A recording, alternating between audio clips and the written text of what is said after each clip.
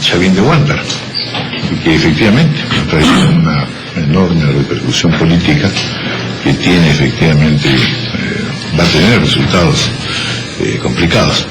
Están con nosotros los congresistas Rolando Reategui de Fuerza Popular, Omar Chejade de Gana Perú y Javier Velázquez Quesquén en la bancada APRA, en la bancada de concertación parlamentaria. Señores, muy buenos días, gracias por buenos días, Raúl Ricardo. Buenos días, bienvenidos. Voy a pedirle a don Javier Velázquez Quesquén que inicie la conversación, sobre todo porque es el APRA la que va a presentar una solicitud de interpelación y denuncia constitucional. Bienvenido, congresista. Buenos días. Esta interpelación. Buenos días, don Raúl. Primero, por principio, rechazar y condenar categóricamente esta interceptación ilegal y también la inoperancia del gobierno para poder detectar a quienes son los responsables. Recuerden que en 2009 una interceptación ilegal que contenía una información que se consideró que era de interés público le costó la responsabilidad política a todo un gabinete. Al cabo de algunos meses, luego de una eficaz labor de la DINANDRO, se pudo determinar quiénes eran los responsables de estos actos ilícitos. Ahora resulta... Pero eso es como muchas de las cosas que pasan en las parejas, ¿no es cierto? Diciendo, no, yo jamás te voy a engañar, qué cosa. Es decir, todos estamos diciendo, es inadmisible lo que ha ocurrido con este chuponeo, con esta interceptación. Pero todo el mundo la usa.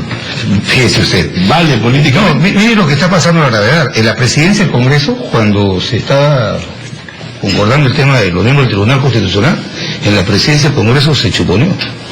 En el despacho del ministro de Defensa se ha hecho interceptación ilegal, ahora en el despacho del presidente del Poder Judicial. Eso es grave. Con relación al tema de fondo, nosotros consideramos que aquí hay evidentemente una conducta irregular. El Poder Judicial y el Ministerio de Justicia han venido a través de sus procuradores, en estos procesos han venido actuando ante la Corte Interamericana de Justicia, quienes son los que tienen que hacerse escuchar en la jurisdicción interna para conocer sobre el proceso, son los procuradores. Omar Chejade ha sido procurador. Ahora, resulta un poco ingenuo sostener que era para coordinar o para informarse. Un agente del Estado ante la Corte Interamericana, para asumir una defensa, lo primero que hace, como hace cualquier abogado, lo solicitan sus servicios para poder asumir una causa, es conocer el proceso. Entonces, aquí el regular por propia versión, ya no ni siquiera el audio, sino del primer ministro, cuando ha declarado que ellos buscaban que la sentencia sea sólida y sustentada. Supone eso que si no el ministro de Justicia entonces no visitaba al presidente de la Corte y a la presidenta de la Sala, las sentencias no eran sólidas, no eran sustentadas.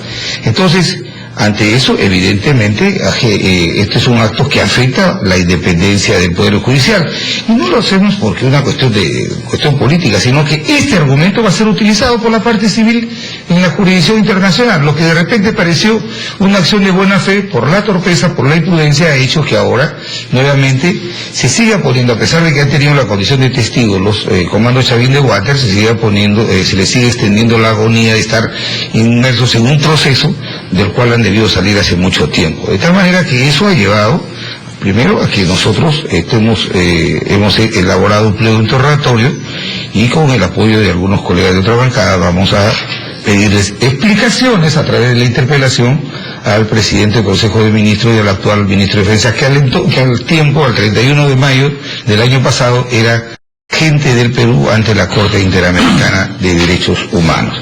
Nosotros consideramos que por las respuestas que dio Cateriano el jueves pasado en la interpelación al congresista Müller sobre su presencia en esa reunión y lo que ha declarado el propio Jiménez Mayor luego de que se hizo pública esta reunión, amerita por lo menos que haya una explicación a través de una interpelación. Además, porque he dicho, esta ha sido una reunión formal. Si es formal, han debido solicitarla.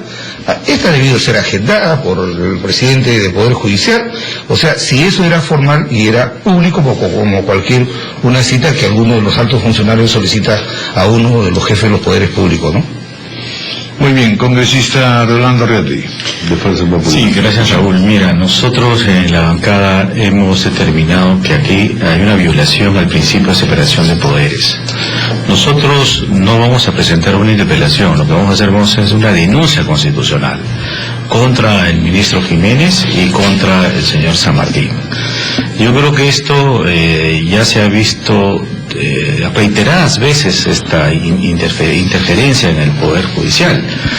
No sé si ustedes se pueden acordar de que el señor Jiménez, también el caso de Duberly Rodríguez, también ha llamado a los otros vocales para que no voten por él, teniendo a su candidato. Quería decir que el Poder quería tener su candidato como presidente del Poder Judicial, pero no solamente esto ahí es una injerencia y ahí también hay una impunidad. Luego, en el caso también de Villestein, cuando el propio Jiménez llamó a miembros del Consejo Nacional de la Magistratura para que no pueda ser ratificado. ¿Por qué? Porque quería seguramente tener los jueces a medida o sujetos a lo que es el Ejecutivo. Por eso nosotros creemos que esta impunidad hace que en este caso realmente que no está bien, que por más que puedan decir y salgan ahora juristas respetables a decir que esto no es una injerencia como que sí es una injerencia de verdad, y esto nos va a caer, la Corte Interamericana de Derechos Humanos le va a costar durísimo al Perú, porque esto se va a caer abajo y nos va a costar millones de dólares seguramente, que va a salir del dinero de todos los peruanos, y para favorecer justamente a algunas ONGs que se dedican a este tráfico para, entre comillas, salvar y sobre todo proteger a los delincuentes terroristas. Por eso nosotros creemos que acá merece una denuncia constitucional de inmediato. Bueno, vamos a hacer una pausa, son los 15 minutos de la mañana, y después escucharemos también al congresista Marchejada, y están con nosotros Patricia y Ricardo. Muy buenos días. Buenos días.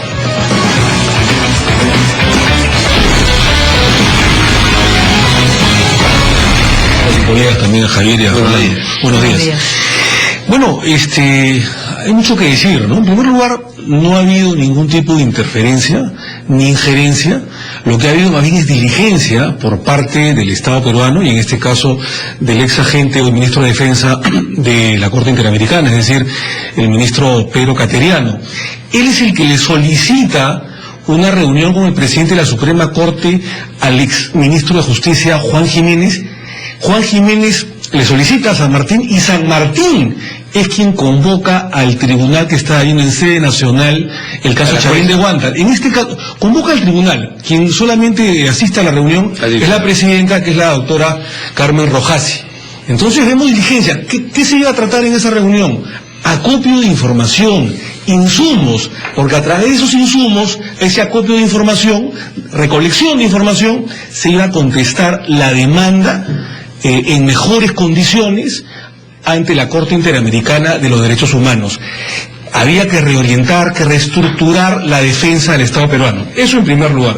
En segundo lugar, Javier Velázquez dice, claro, nosotros hemos trabajado en la Procuraduría Anticorrupción y el proceso de extradición del señor Fujimori, y nosotros, como abogados de la Procuraduría, como jefes de extradiciones, nos entrevistábamos cuando viajábamos a Chile con los vocales supremos que veían la causa del señor Fujimori. ¿Eso es interferencia, avasallamiento de un poder judicial, en este caso ajeno, como dice la Corte Suprema de Chile? Pero por supuesto que no. No, esa es coordinación a claras luces, pero congresista, lo interrumpo brevemente para decirle lo siguiente. A claras luces lo que conocemos, solo lo que conocemos de la conversación que tuvo lugar en mayo del año pasado, lo que se ha transcrito, está en el diario La República. Evidentemente no se trata de una reunión de información, sino más bien de direccionamiento, pero si así no lo quiere ver usted, ¿qué hubiera opinado usted como congresista, como procurador, si esta reunión con esos mismos personajes, no las mismas personas, sino ministros y presidentes de consejo, se producía durante el gobierno de Alberto Fujimori, o durante el gobierno del Partido Aprista? Imagínese Jorge del Castillo con Aurelio Pastor, con Villestein, de pronto en una reunión con una jueza viendo un caso. ¿Cómo hubiera reaccionado la bancada de Gana Perú? Es una pregunta bastante subjetiva, Ricardo, yo respeto tu opinión. Sí. Desde la óptica, desde el periodista, todos podemos estar bajo el ángulo de la sospecha, pero bajo la óptica del abogado, Ricardo, bajo la óptica del abogado, y nosotros somos también abogados igual que Javier, tenemos que ser diligentes, tenemos que defender a nuestro cliente, y si es el Estado peruano, que es el cliente más importante, con mucho mayor razón y ahínco, debemos poner toda la fuerza necesaria. Entonces, nosotros creemos, mi querido Ricardo, que no ha habido ningún tipo de irregularidad, ningún tipo de injerencia. ¿Por qué? Porque quien estuvo presente en la reunión y que convoca a la jueza Rojasi, que es el gran problema para muchos, es el doctor San Martín, que era presidente de la Suprema Corte. San Martín estaba en una situación de garante, porque además era en la reunión en el Poder Judicial peruano, prácticamente en su despacho, en su escritorio. Entonces, en una situación de garante, el presidente de la Corte Suprema no iba a dejar que se avasallen los fueros. Tanto es así, que San Martín, en una parte señala de la reunión, tenemos que dar una muestra de independencia, de trabajo serio, coherente, que hemos dado un juicio con plenas garantías y que la conclusión pertenece a un tribunal independiente. Eso en primer lugar. Y en segundo lugar, se habla mucho, se especula mucho de ciertas frases, el Perú está de por medio. Pero ojo, en primer lugar, nosotros como abogados sabemos que es prueba prohibida ese tipo de interferencias o de audios. Es lo que se denomina en doctrina penal el fruto del árbol envenenado. Si el árbol está envenenado, sus frutos también van a estar envenenados. Y por lo tanto la prueba es prohibida, la prueba es ilegítima. Como prueba me permitiría puede ser trucada la prueba. Un par de preguntas que ¿Cómo no, Patricia? me han dejado un poco, me quedan un par de dudas importantes, creo. Si efectivamente la presencia de el doctor San Martín pudo haber sido una garantía de independencia, y esta reunión creo que en principio no hubiera tenido nada de malo, en virtud de que el Ejecutivo tenía derecho a plantear su postura. Creo que justamente lo que malogra todo este razonamiento que usted defiende es que San Martín no se pone del lado del Poder Judicial, porque da dos indicaciones sugeridas, por supuesto. Nadie está de ir a una reunión de esa naturaleza y decirle usted tiene que fallar de esta manera. Hay formas de presionar que todos conocemos. La primera es que cuando le dice si usted declara autoridad inmediata, lo fregamos. Se lo dice, ahí se lo dice con esas letras. Y segundo, la conmina a la jueza a que si ella acepta pruebas fuera de tiempo, jurídicamente eso es aceptable. No deja a la jueza libre para ella, como es una jueza y administra justicia, evalúe si eso, que ella también sabe, es pertinente o no. Se le presenta el ministro, se le presenta su jefe y se le presenta el procurador y le dan indicaciones de qué cosa sería más conveniente. Más allá de que el audio sea viciado, que yo también creo que es una prueba que no sirve para un montón de cosas, aquí hay un tema que es fundamental. ¿Hubo o no hubo de parte del Ejecutivo un interés de direccionar una sentencia por más buenas intenciones que tuvieron? ¿Por qué? Porque ese señor que se sentó ahí, junto con San Martín, sigue siendo parte del Ejecutivo. Es más, tiene un cargo más importante. Y si cada vez que quieran defender, van a armar alguna cosa del Estado, van a armar una suerte de lobby poderoso. Emboscada contra el juez de turno, nos fundimos, doctor Chojades. Esa es una apreciación personal tuya, Patricia, que yo respeto muchísimo, además desde el ángulo de abogado. Pero te quiero decir, es que no es personal. Hay unas pruebas que justamente eso es lo que está en discusión. Y ustedes se amparan en algo tan raro como decir, la independencia existe. No, señor, ahora les toca probarla, no les toca declararla. A ver, San Martín se pone en una situación de garante con respecto a la reunión, porque él es el que no convoca el gobierno, no convoca el ministro de Justicia en ese momento, Jiménez, ni siquiera el agente Cateriano o el ministro de Defensa. Quien convoca es San Martín como presidente de la Corte Suprema, en primer lugar. Segundo lugar, la prueba es prohibida, la prueba es ilegítima, la prueba es ilegal. Es probable que se hayan trucado, que se haya editado ese audio para favorecer a quienes hayan querido aprovecharse de esta denuncia. En tercer lugar, si nosotros queremos analizar plenamente lo que supuestamente se dijo trucadamente, editadamente, hay que decir lo siguiente: son reflexiones del presidente de la Corte Suprema, el doctor San Martín, que es un jurista de nota, es un procesalista, que siempre hace reflexiones jurídicas, dogmáticas, jurisprudenciales. En ningún momento, dentro de este audio trucado, si queremos analizarlo, se combina a que vote de una u otra manera. Eso no se puede. Pero por supuesto, y en segundo lugar, la misma jueza supuestamente votó en contra del Estado peruano, en contra del gobierno. Entonces, ¿qué presión, qué injerencia, qué lobby se ha podido hacer en contra del Poder Judicial? Entonces, el Estado peruano lo que ha hecho, para terminar, Patricia, es diligencia, es decir, ha estado acorde al derecho y a lo que manda además la ley del Poder Judicial. Tiene que probar, no que se puede declarar. Y a mí me gustaría que el congresista Velázquez Quején nos diga, bueno, tampoco se trata de volver esto una suerte de carnicería política, sino de preservar la independencia de poderes, porque a este gobierno le quedan 3 años y el señor Jiménez sigue formando parte del Ejecutivo. El señor Cateriano también, por cierto. ¿Qué se va a hacer? No, pero la defensa que esgrime Omar pues, es muy ingenua. Decir que el Estado, habiendo contratado a Cateriano como agente de la Corte, a través de un ministro político, un ministro que no tenía nada que hacer en esa reunión, haya producido esta reunión para acopiar información, de verdad que es una defensa muy ingenua. Es evidente que la intención era influenciar, impactar directamente la decisión de la juez. Que la juez no haya aceptado esas insinuaciones y las haya entendido como una interferencia y haya fallado de acuerdo a su criterio de conciencia que establece el Código Procesal Penal, me parece absolutamente conveniente, pero de ninguna manera descalifica el hecho como irregular.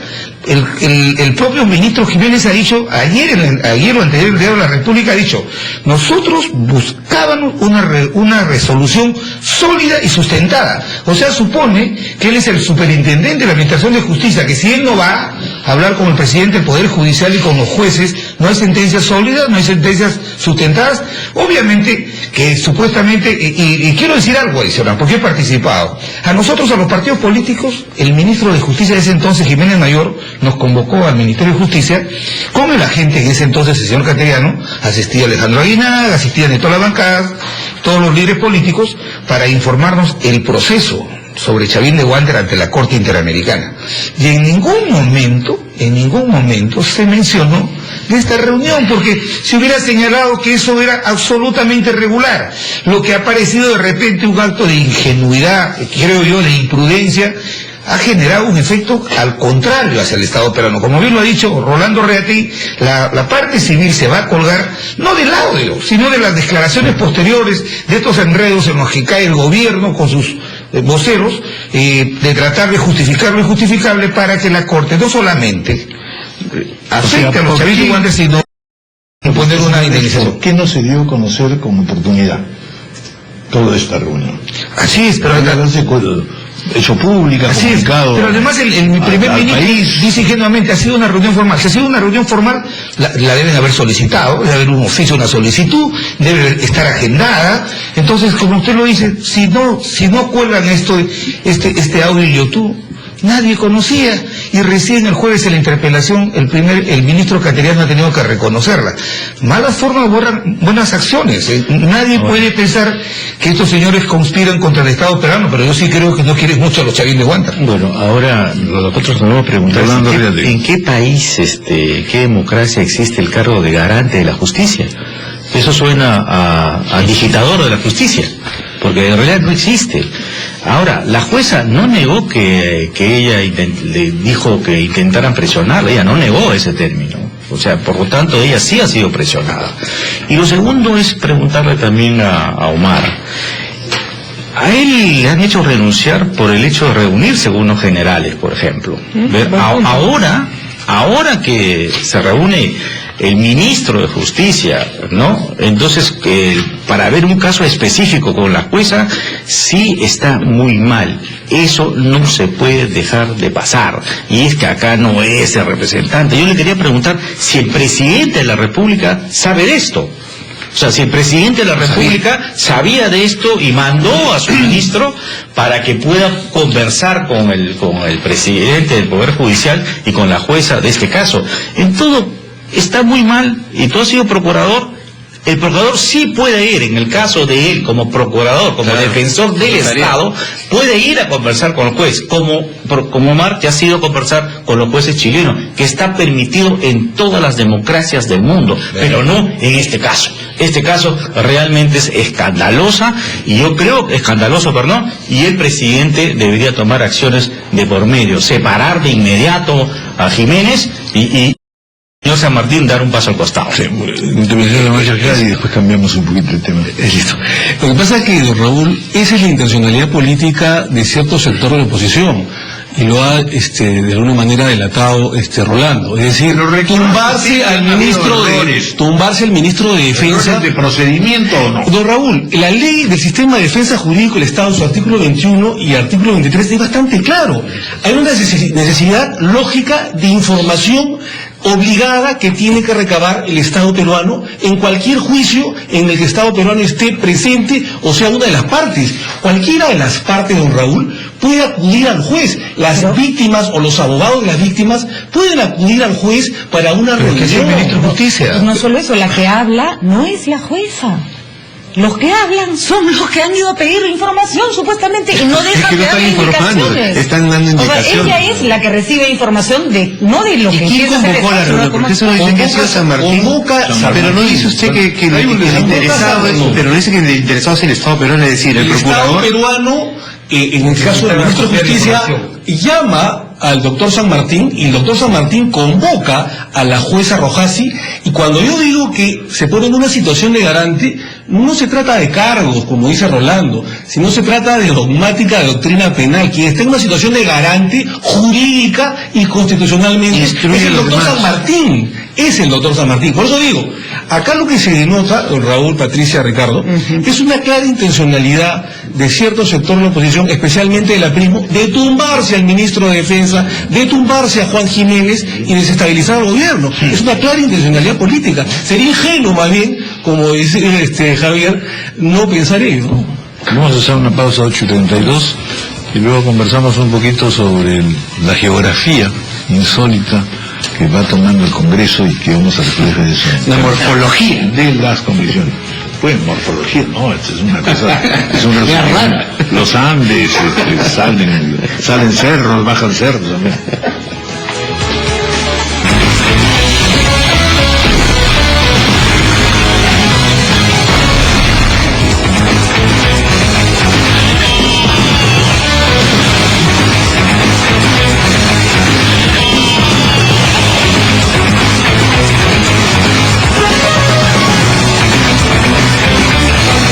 Continuado conversando en la pausa y realmente el tema pues es bastante más complicado de lo que originalmente se pensó y seguramente va a tener resonancias.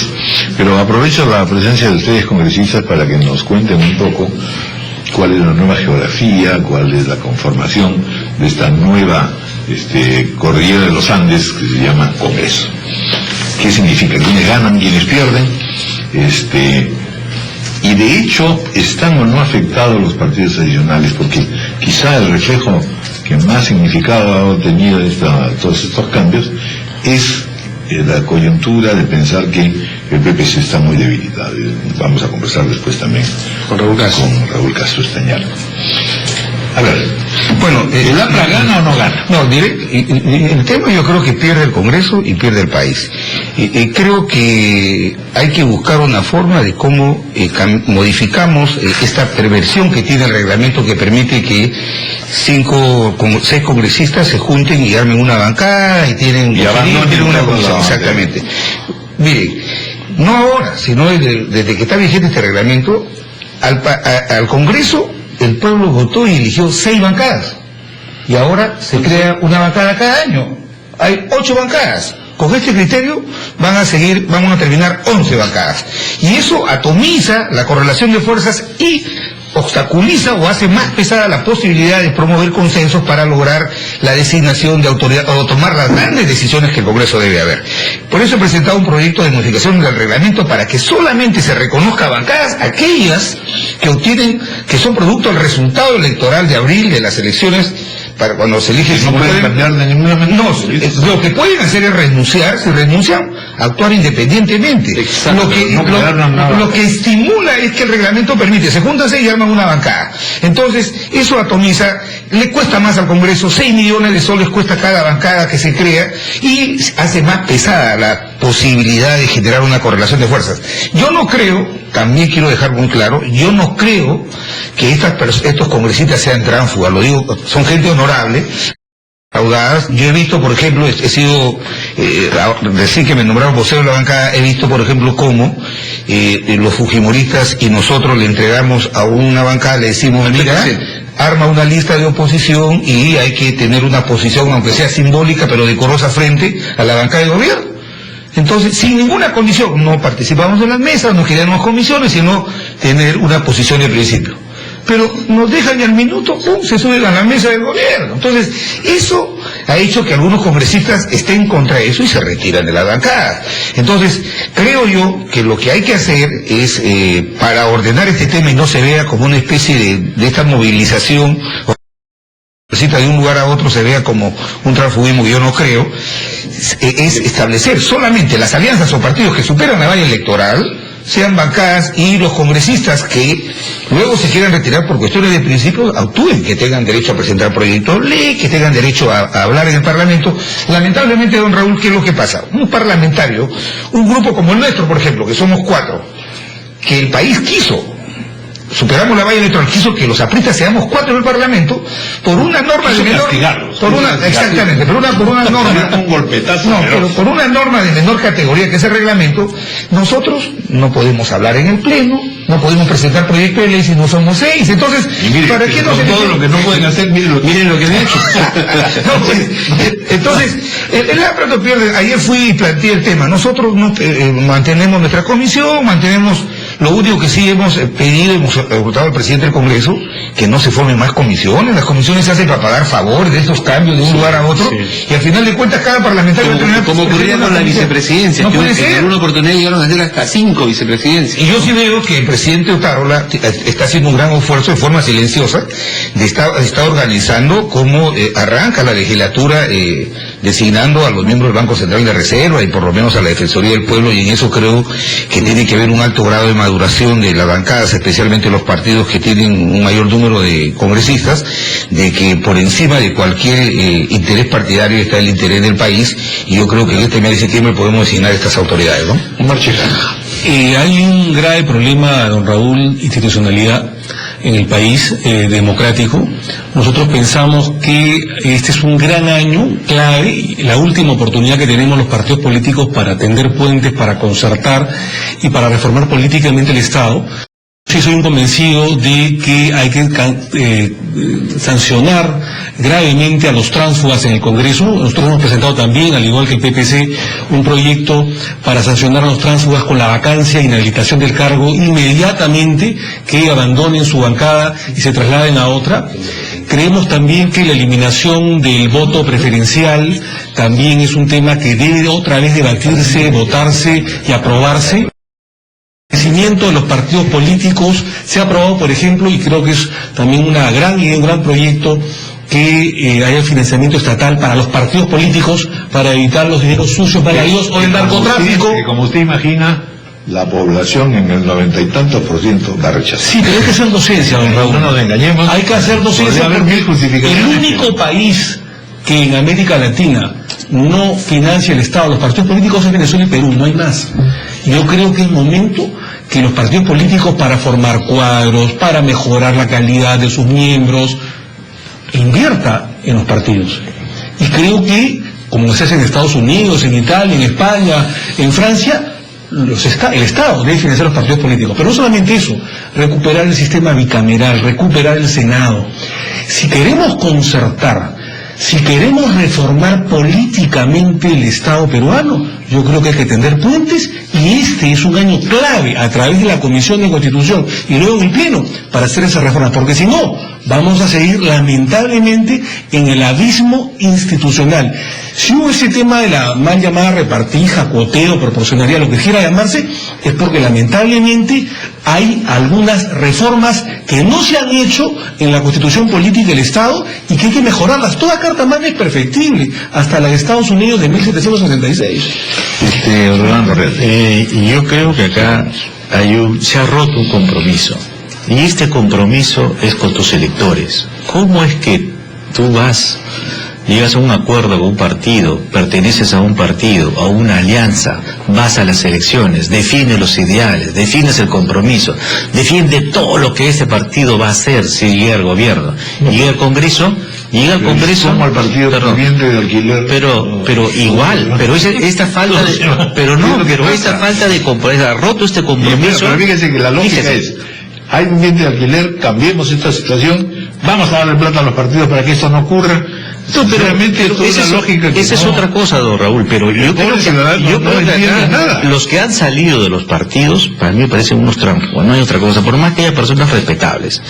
Son unos trampos, porque además estos no se van a hacer oposición, se van a hacer, aliados del gobierno, alas del gobierno, que al final van a votar por el gobierno, porque fíjese, desde la primera separación que tuvo Acción Popular con Toledo, se rompió esta alianza entre comillas, y también se salieron de Gana Perú, ¿no? Después Cundó este mal ejemplo y al final ahora tenemos más bancadas en esta diáspora, esta atomización le hace mucho daño al Perú, y si los adultos hacen eso, mi compromiso es por esto y después vas por el otro lado, entonces por favor, ¿qué estamos? Es una estafa al país. Yo creo que esto está muy mal y yo creo que esto no puede seguir sucediendo. En todo caso, ¿para qué tenemos partidos políticos? La gente va a decir, si te vas por uno y después sales con otro, Dios mío, estamos muy mal, y yo creo que ahí sí se da una repartija del poder. Eso sí creo que es totalmente cierto. Brevemente, solamente quiero complementar lo que he dicho hoy. El problema está en la ley. La ley establece que hay alianzas electorales. Lo que hay que cambiar es establecer alianzas programáticas, porque la propia ley también es tan perversa que permite que una vez que la alianza supera la valla electoral, automáticamente queda desactivada por mandato de la ley. Entonces, eso es lo que están argumentando algunos de los congresistas que se han separado, y obviamente yo sí considero que el tema del transfugismo hay que tratarlo con pinzas, porque fíjate, ¿cómo juzgarías tú, por ejemplo, aquel partido que va con una propuesta programática como el nacionalismo, que planteó la gran transformación, y luego gobierna con una hoja de ruta?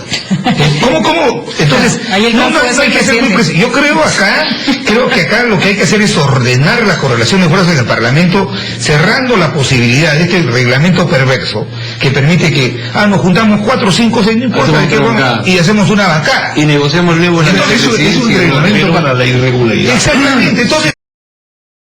¿Y qué coincidencia que cada año que se elige la mesa directiva de las comisiones aparece una bancada? Cuando ustedes han ganado la presidencia también han ido con un discurso, han hecho otra cosa. Ninguno de tus partidos se ha salido, ¿verdad? ¿Por qué? Porque hay un compromiso de disciplina. Pero entonces si los partidos no tienen disciplina, por favor, ¿dónde estamos? El tiempo los gana. 30 segundos nada más, porque Javier ha puesto un mal ejemplo. No es cierto, que nos hayamos mudado, pues no. Lo que pasa es que ha habido una concertación en segunda vuelta de la hoja de ruta. Nosotros no obtuvimos el 50% más 1 en primera vuelta y tuvimos que concertar a través de un documento complementario que se llamó hoja de ruta para concertar con todos los sectores de la población y ganar en segunda vuelta. Hubiéramos ahí estafado a la población, como hizo, por ejemplo, el Partido Aprista en el año 2006, cuando dijo no al TLC, y firmó el TLC, no a la Constitución del 93, regresamos a la y hizo todo lo contrario. Brevemente para terminar, llega Yehuel Simón a su bancada y finalmente el oficialismo le va a ceder, como debería ser en un Congreso democrático, a la Comisión de Fiscalización a la oposición. Nosotros somos conscientes que la oposición democrática es la que debe presidir la Comisión de Fiscalización. Había un acuerdo... Oposición democrática, hay una que no sea democrática en el Congreso. Pues toda la oposición es democrática. O los amigos son los democráticos. Pero tenemos que recordar algo. Cuando se inició el periodo 2011-2016, y nosotros como la segunda mayoría, sí, solamente decir que, bueno, esa es una posibilidad que creo que el día de hoy se va a dilucidar la presencia de Yudi, pero también decir que lo que existe en el Perú mayoritariamente, y hay que desterrar, son no partidos sino clubes electorales que se juntan 3 o 4 meses antes de una elección para salir elegidos y nada más. Lo que hay que fortalecer los partidos políticos. Lo que está en crisis son los partidos políticos. Bueno, está claro que si te presentas como sancochado y después se te escapa la cola, el camote. Me presento como sancachado y termino pues en caldo de pollo. Exactamente. Francamente. Bueno, nos vamos. Muchas gracias, de verdad.